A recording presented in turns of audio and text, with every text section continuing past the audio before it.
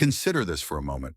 For the initial 137 years of its history, the United States of America, the nation that would eventually grow into the planet's largest economy, functioned without a permanent central bank.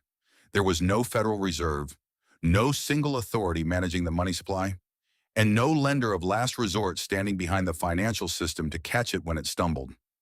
Yet during that same stretch of time, America transformed from a vulnerable collection of war-torn colonies burdened by debt into the most formidable industrial power on Earth. So how did it actually work? How did the economy survive without the institution we now view as absolutely vital to modern finance? The answer is far stranger, far messier, and far more revealing than most people realize. Because America didn't simply coast through those years on luck and hard work alone. It lurched from crisis to crisis, from boom to bust, and from stability to absolute chaos over and over again. The country experimented with central banks, dismantled them, tried something different, watched it collapse, and then tried again. Along the way, titans of industry, street-level con men, furious presidents, secretive bankers, and entire communities of ordinary people were swept up in a financial drama that shaped not just the American economy, but the global order we live in today. And the story of how America finally established its central bank, the Federal Reserve, in 1913 is one of the most extraordinary, conspiratorial, and consequential episodes in the history of money itself. Let me take you back to the very beginning, to a moment when the United States didn't even have a functioning currency, let alone a central bank. When the American colonies declared independence from Britain in 1776, they faced a problem that was arguably more dangerous than the British Army itself, and that was money. The Continental Congress needed to finance a revolution, but it had no power to tax. It had no gold reserves. It had no financial infrastructure whatsoever. So Congress did what desperate governments have done throughout history. It printed money. Between 1775 and 1779, Congress authorized roughly $241.5 million in paper notes called Continentals. These were backed by nothing more than a vague promise that the new nation would someday be able to redeem them. And at first, people accepted them. But as the war dragged on and Congress kept printing more and more, the currency began to collapse. By 1780, a continental dollar was worth less than a penny compared to its original face value. The phrase, "not worth a continental," became a popular expression for anything completely worthless. Soldiers who had fought and bled for independence were being paid in money that couldn't buy a loaf of bread. Farmers refused to sell their goods for the rapidly devaluing paper. Entire communities reverted to barter.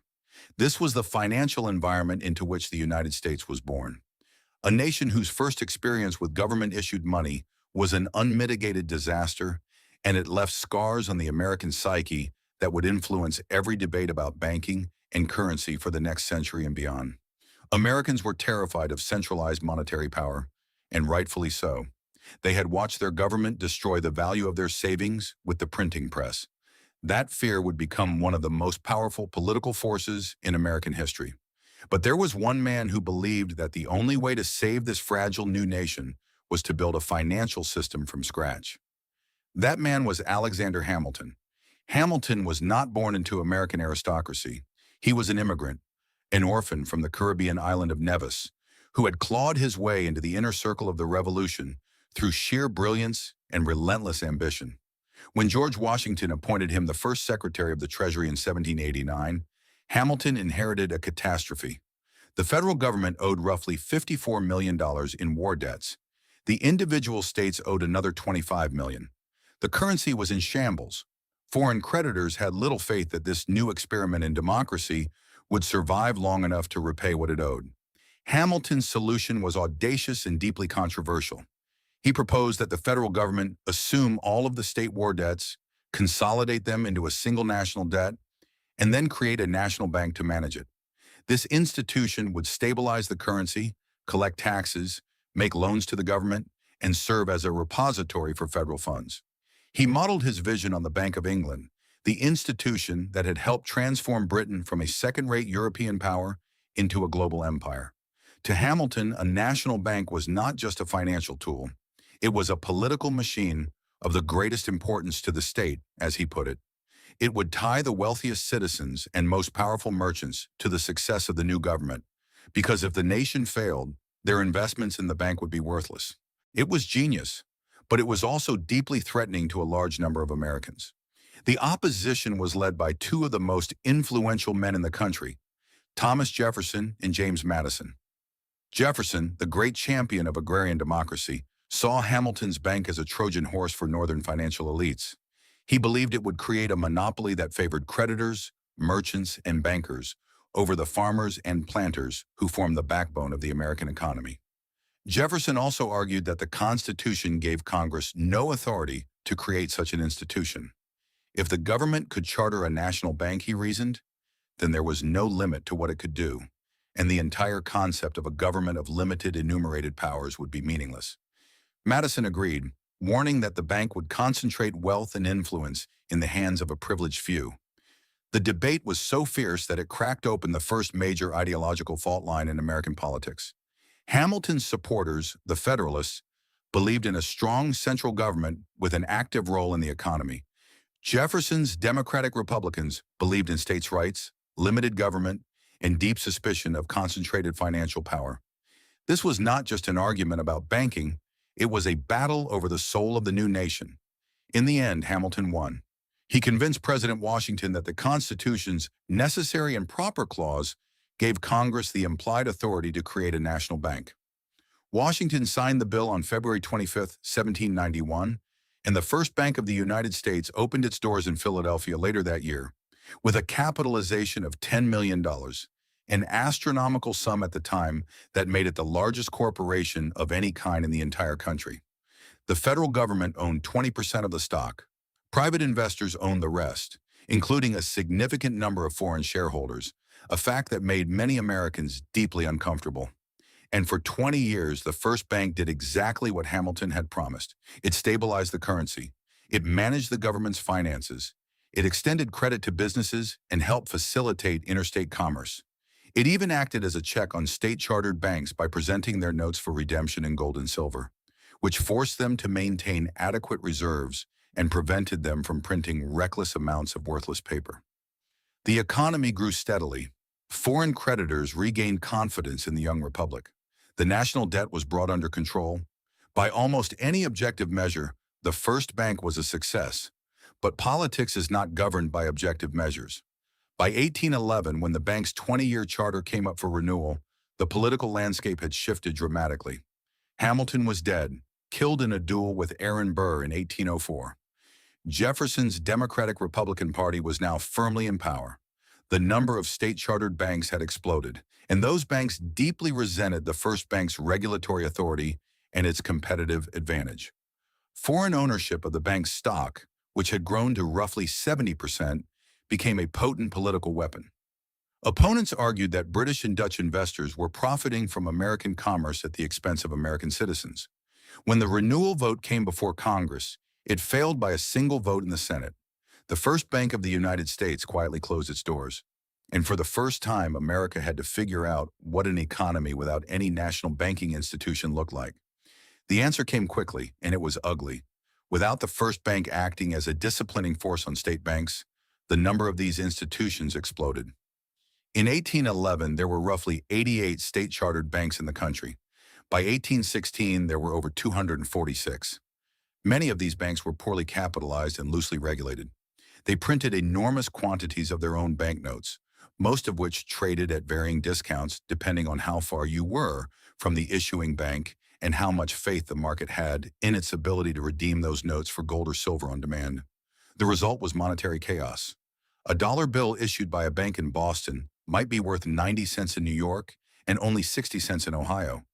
Merchants needed to carry counterfeit detectors and discount tables just to conduct basic business. Fraud was rampant. Some estimates suggest that roughly a third of all paper currency in circulation during the worst periods was counterfeit. And then came the War of 1812. The federal government needed to borrow heavily to finance the conflict with Britain. But without a national bank to coordinate the effort, the Treasury struggled to raise funds. The government resorted to issuing bonds at steep discounts and borrowing from state banks at punishing interest rates. By the end of the war, the Treasury was nearly bankrupt, and the financial system was in disarray. The experience made one thing painfully clear.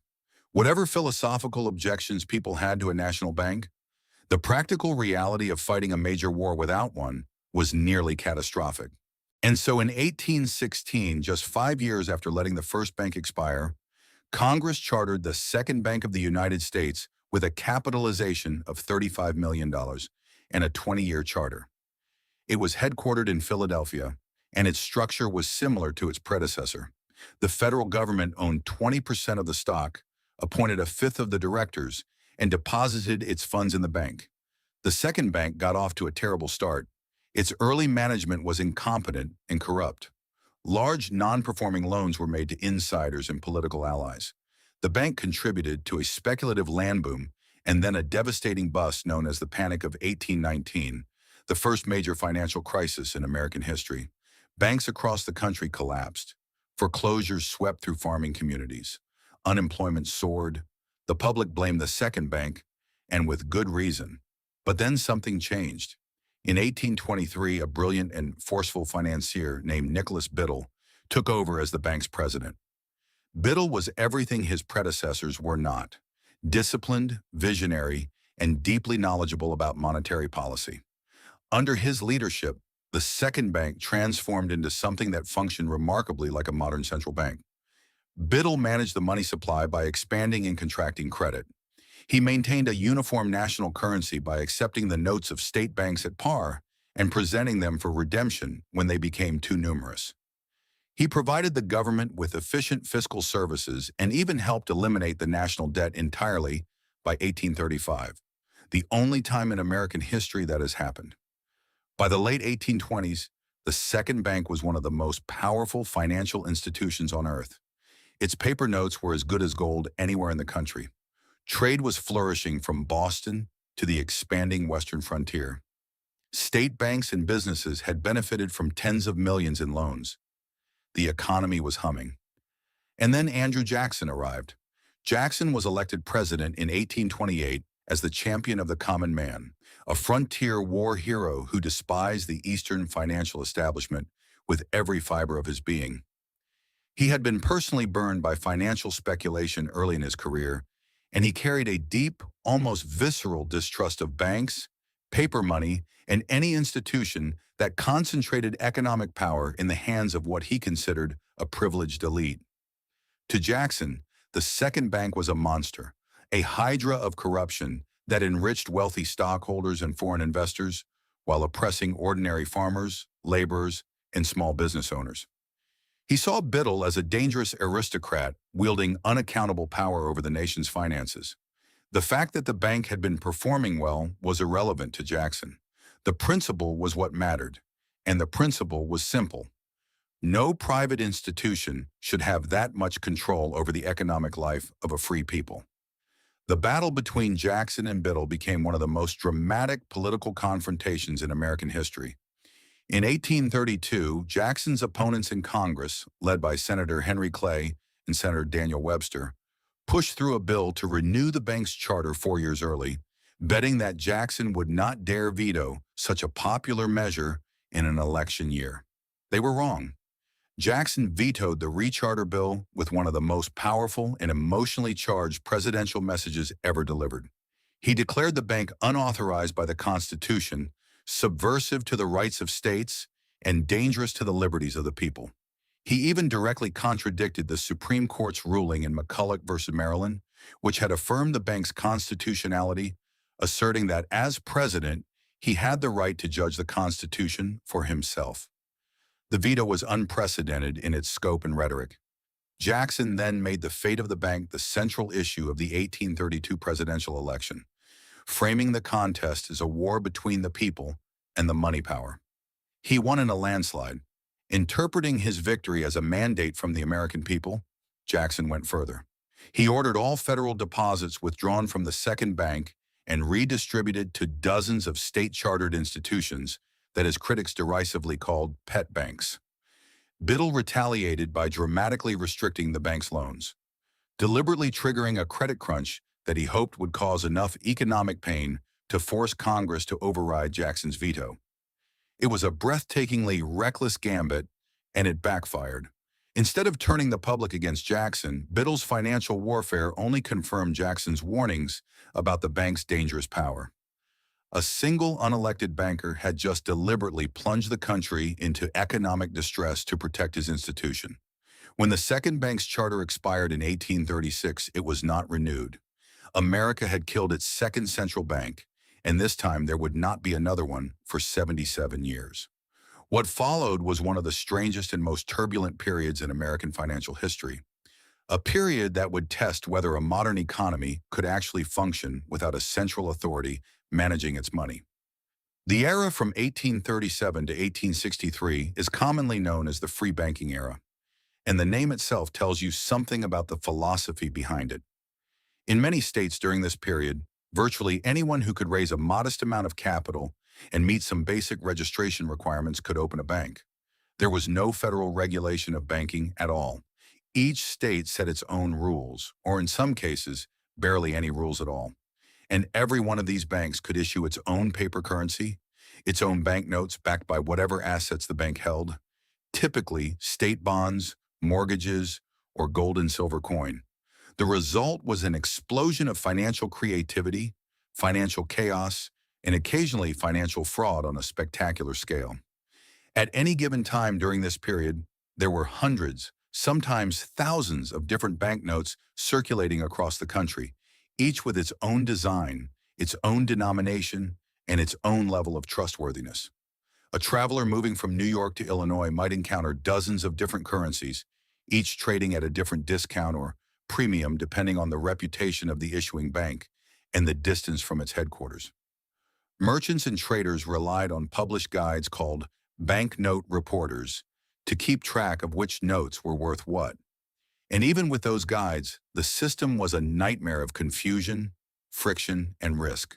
And then there were the wildcat banks, the most infamous products of this laissez-faire approach to finance.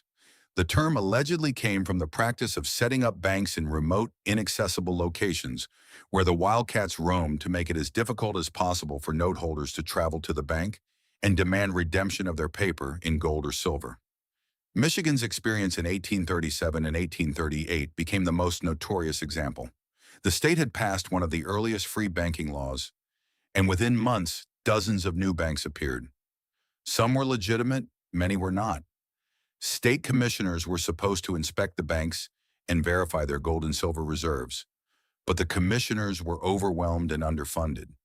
Stories circulated of banks passing the same chest of coins from one institution to another, staying just ahead of the inspectors, creating the illusion that every bank had adequate reserves when in reality none of them did. Some banks existed only on paper with no physical office, no employees, and no intention of ever redeeming the notes they printed. They would flood the market with their currency, wait for it to circulate, and then vanish. The note holders were left with scraps of worthless paper. Now, it is important to say that the free banking era was not entirely the disaster that this description might suggest. More recent scholarship has shown that the wildcat problem was concentrated in a relatively small number of states with particularly weak regulation like Michigan, and that many free banks, especially in states like New York, operated reasonably well. The overall failure rate was high, perhaps 50 to 60% of all free banks eventually closed, but many of those closures were orderly with note holders recovering most or all of their money. The system was messy, but it was not uniformly catastrophic. However, the periodic panics were very real and very devastating. America experienced major financial crises in 1819, 1837, 1857, 1873, 1893, and 1907.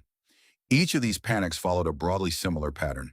A period of economic expansion fueled by easy credit and speculation would be followed by a sudden loss of confidence, a rush to withdraw deposits and redeem banknotes, a cascade of bank failures, a contraction of credit, and a deep economic downturn that threw millions of people out of work and destroyed fortunes large and small. And without a central bank to act as a lender of last resort to inject liquidity into the system when confidence evaporated, there was no institutional mechanism to stop the dominoes from falling. The system relied on the collective action of individual banks, clearinghouse associations, and occasionally the intervention of enormously wealthy private citizens to stem the bleeding. It was in essence an economy held together by duct tape and prayer during its worst moments. The Civil War brought another radical transformation to the American financial system. In 1861, the Union government faced the same problem that the Continental Congress had faced during the Revolution.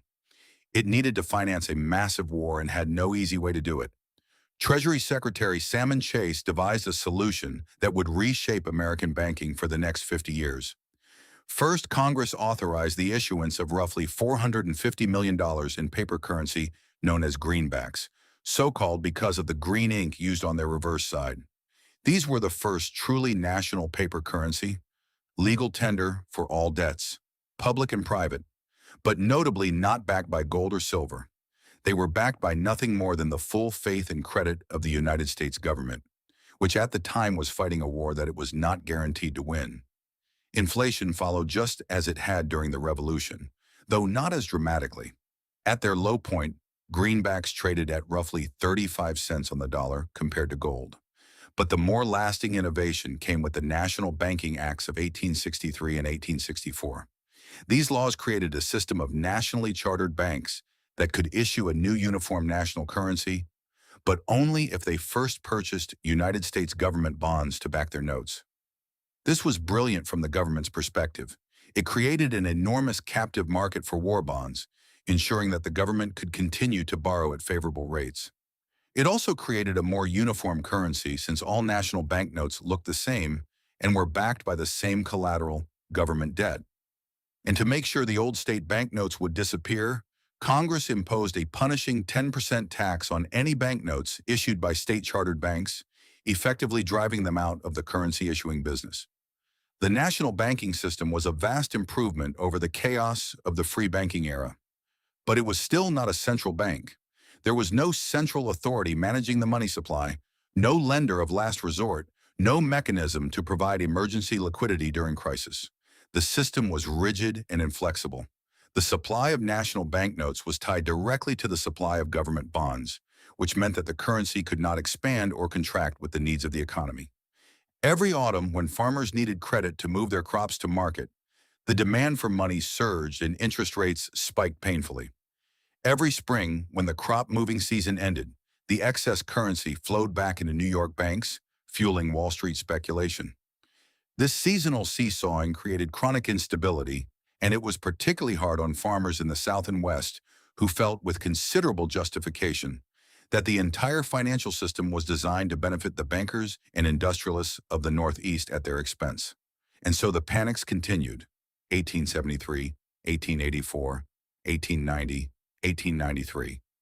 Each one reinforced the same brutal lesson. Without a central bank, the American economy was extraordinarily vulnerable to financial shocks. When confidence evaporated, the system had no shock absorber. Banks would suspend cash payments, locking depositors out of their own money. Businesses would fail by the thousands. Unemployment would spike.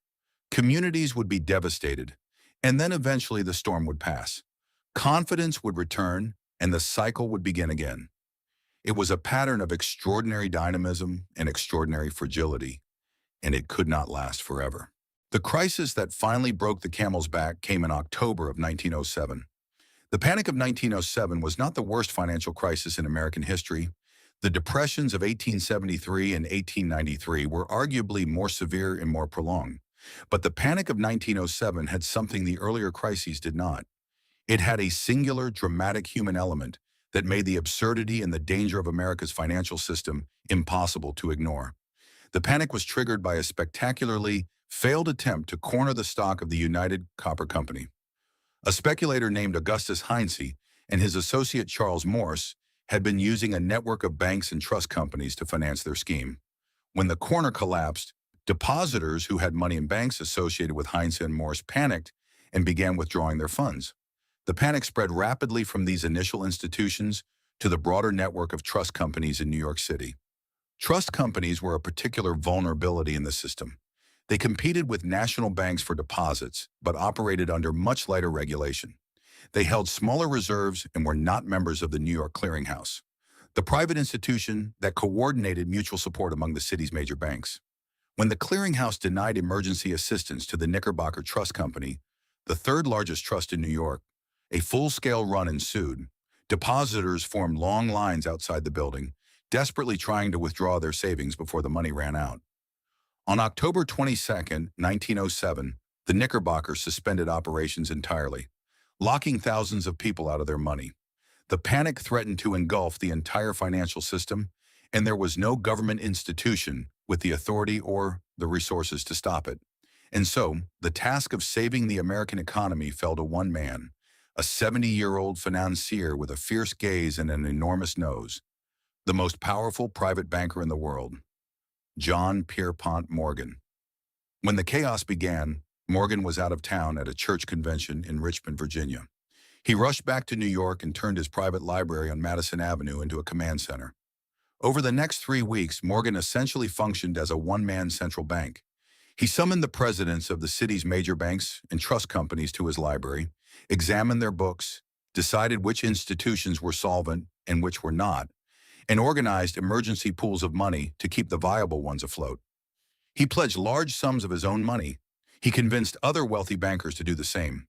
He persuaded the Secretary of the Treasury to deposit $25 million of government funds in New York banks. He even orchestrated an emergency takeover of a failing brokerage firm to prevent a total collapse of the stock market, a deal that required the approval of President Theodore Roosevelt, a man who had built his career fighting the power of men like Morgan. On one of the most dramatic nights, Morgan literally locked the presidents of the trust companies in his library and refused to let them leave until they pledged $25 million to rescue the weakest institutions among them. The last holdout signed at 4:45 in the morning. Morgan's intervention worked. The panic subsided. The financial system survived, but the episode exposed an almost unbelievable truth about the most powerful economy on earth. The entire American financial system rested not on law, not on institutions, not on public authority, but on the willingness and ability of a single elderly man to open his checkbook and strong-arm his peers into cooperation. What would happen, people began to ask, when there was no J.P. Morgan? What would happen when the next crisis struck and no private citizen was rich enough or powerful enough to stop the bleeding? The answer was obvious. The system needed to change. The Panic of 1907 galvanized Congress in a way that previous crises had not. In 1908, Senator Nelson Aldrich of Rhode Island, one of the most powerful Republicans in the country and a close ally of Wall Street's biggest players, sponsored legislation creating the National Monetary Commission to study the nation's banking problems and recommend solutions. Aldrich was a complex and controversial figure. President Theodore Roosevelt called him the kingpin of the Republicans. Journalists derisively called him the boss of the United States. His daughter was married to John D. Rockefeller, Jr., a connection that made many Americans deeply suspicious of his motives. Over the next 2 years, Aldrich traveled extensively in Europe, studying the central banking systems of England, France, and Germany. He arrived in Europe opposed to the idea of a central bank, but the German system in particular impressed him profoundly, and he returned to the United States convinced that America needed something similar. But Aldrich had a problem. He knew that the American public was deeply hostile to the idea of a central bank. 2 previous attempts had ended in political destruction. The populist fear of concentrated financial power, the same fear that had animated Thomas Jefferson, Andrew Jackson, and millions of ordinary Americans for over a century, was still very much alive. Any plan that appeared to be designed by and for Wall Street bankers would be dead on arrival. And so Aldrich did something extraordinary. In November of 1910, he organized one of the most secretive meetings in American financial history, a gathering that would remain hidden from the public for over 20 years. On the night of November 22, 1910, a group of men boarded a private railroad car at a train terminal in Hoboken, New Jersey. They had been instructed to arrive separately, to use only their first names, and to avoid being seen together. One of them even carried a borrowed shotgun as a prop.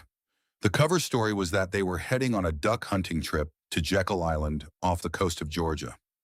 In reality, they were heading to the most exclusive private club in America, a place owned by the likes of J.P. Morgan, William Vanderbilt, and other titans of the Gilded Age, to draft a plan that would reshape the American financial system forever.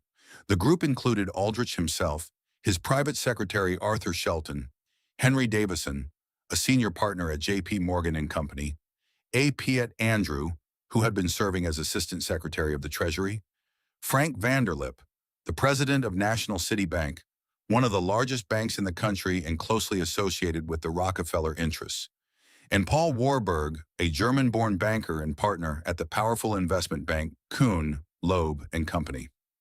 Warburg was arguably the most important figure at the table.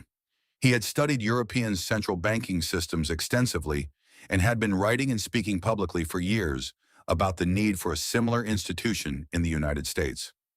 He would do most of the actual drafting of the plan.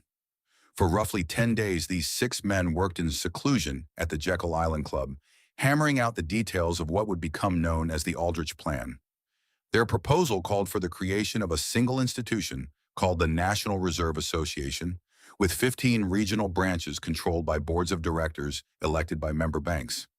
It would hold member banks' reserves, issue a new elastic currency that could expand and contract with the needs of the economy, discount commercial paper, clear checks, and serve as a lender of last resort during financial emergencies.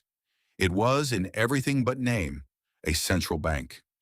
The secrecy was intentional and it was total.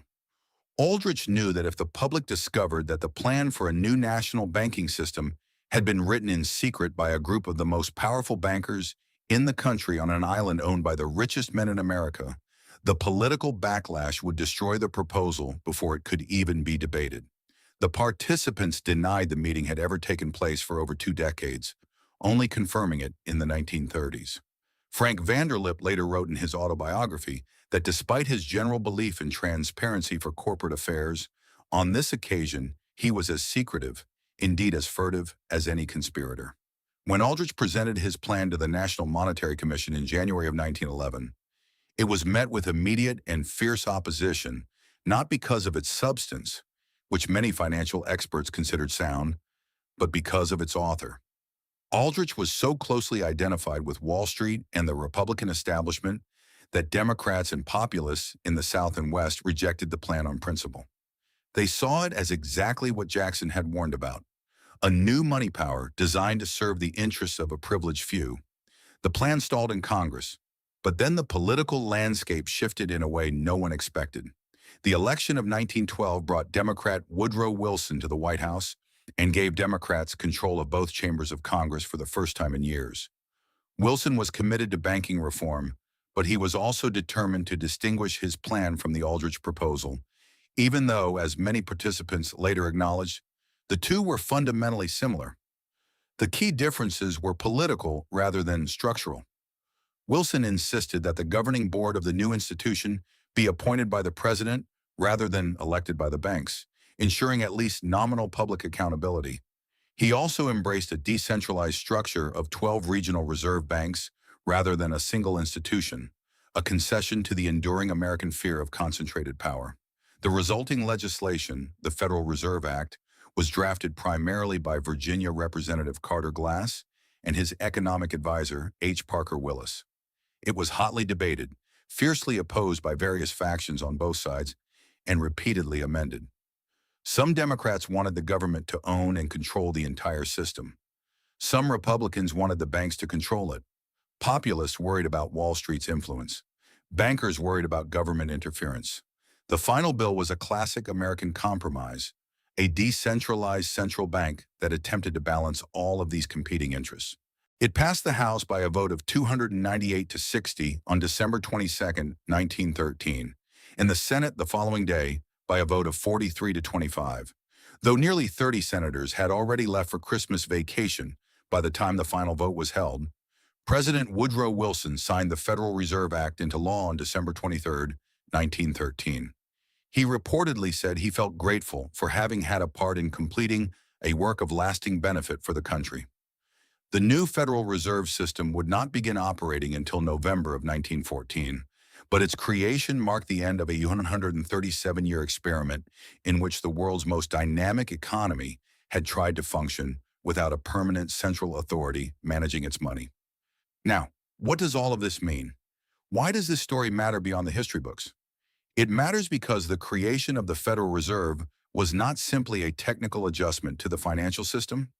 It was the culmination of one of the longest and most bitter ideological struggles in American history, a fight between those who believed that economic stability required centralized authority and those who believed that centralized authority was the greatest threat to economic freedom.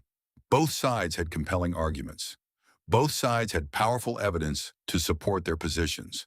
The first and second banks of the United States had demonstrated that a national bank could bring real stability and order to the financial system. But they had also demonstrated that such institutions could become vehicles for corruption, political favoritism, and the concentration of wealth and power in the hands of an unaccountable elite. The free banking era and the national banking system had demonstrated that decentralized market-driven banking could foster extraordinary innovation in economic growth. But they had also demonstrated that without a central authority to coordinate the system and provide emergency liquidity, the economy was horribly vulnerable to panics, bank runs, and devastating depressions. The Federal Reserve was born as a compromise between these two visions. And in many ways it still is. Its decentralized structure, with 12 regional banks answering to a central board in Washington, reflects the enduring American anxiety about concentrated power. Its mandate to promote maximum employment, stable prices, and moderate long-term interest rates reflects the lessons learned from over a century of booms and busts. And the perpetual political debate over whether the Fed has too much power or too little, whether it serves the interests of Wall Street or Main Street, whether it should be audited, reformed, or abolished entirely, that debate is a direct descendant of the arguments between Hamilton and Jefferson, between Biddle and Jackson, between the bankers on Jekyll Island and the populists who never trusted them. There's one more dimension to this story that deserves attention. It is often presented as though the period before the Federal Reserve was simply a time of chaos and failure, a dark age that ended when enlightened reformers finally created a proper central bank. But that framing misses something important. During those 137 years without a permanent central bank, the United States experienced the most extraordinary period of economic growth in human history up to that point. The country went from a coastal agricultural nation of 4 million people to an industrial colossus of 92 million, the world's largest producer of steel, oil, and manufactured goods with a GDP that surpassed that of every European power. The railroad networks that stitched the continent together, the factories that produced goods at unprecedented scale, the innovations that electrified cities and connected them by telephone, all of this happened without a Federal Reserve. It happened despite the panics, despite the bank failures, despite the chaotic currency systems and the periodic economic catastrophes. This is not an argument that the Federal Reserve was unnecessary. Far from it. The human cost of those panics was immense. Millions of families lost their savings. Entire communities were destroyed. The boom and bust cycle inflicted suffering that was disproportionately borne by those who could least afford it. The farmers, the laborers, the small business owners who had no connections to Wall Street and no private banker to bail them out when the system collapsed. The Federal Reserve, whatever its flaws, was designed to mitigate that suffering, to smooth out the sharp edges of the business cycle and prevent the periodic financial earthquakes that had rattled the nation for over a century. But the pre-Fed era also demonstrates something profound about the resilience and adaptability of economic systems. In the absence of a central authority, Americans developed an extraordinary range of informal and improvised mechanisms to manage their financial affairs. Clearinghouse associations pooled resources and coordinated emergency lending during crisis. Merchants created their own credit networks. Communities developed local currencies and mutual aid societies. Private bankers like Morgan stepped in as lenders of last resort. These improvised solutions were imperfect, often inequitable, and frequently insufficient. But they also represented a remarkable capacity for bottom-up problem solving that is sometimes lost in the narrative of top-down institutional reform. The deeper truth is that no financial system is perfect. Central banks bring stability, but they also bring new risks, including the risk of inflation, the risk of moral hazard when institutions know they will be rescued, and the risk that monetary policy will be captured by political interests. The absence of a central bank brought freedom and flexibility, but it also brought devastating instability and the constant danger that the entire system could collapse under its own weight. The history of American banking before 1913 is not a simple story of failure followed by success.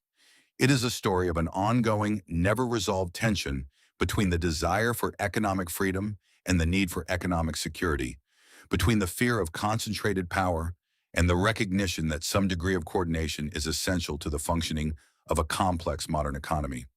And that tension is still with us today, more than a century later. Every debate about whether the Fed should raise or lower interest rates, every argument about bailouts and too big to fail, every call to audit the Fed or rein in its power, every financial crisis that reveals the cracks in the system, all of it echoes back to those foundational questions that Hamilton and Jefferson argued about in George Washington's cabinet, that Jackson and Biddle fought over in the halls of Congress, that 6 men on a private island in Georgia tried to answer in secret in the fall of 1910. The question has never been whether we need a central bank.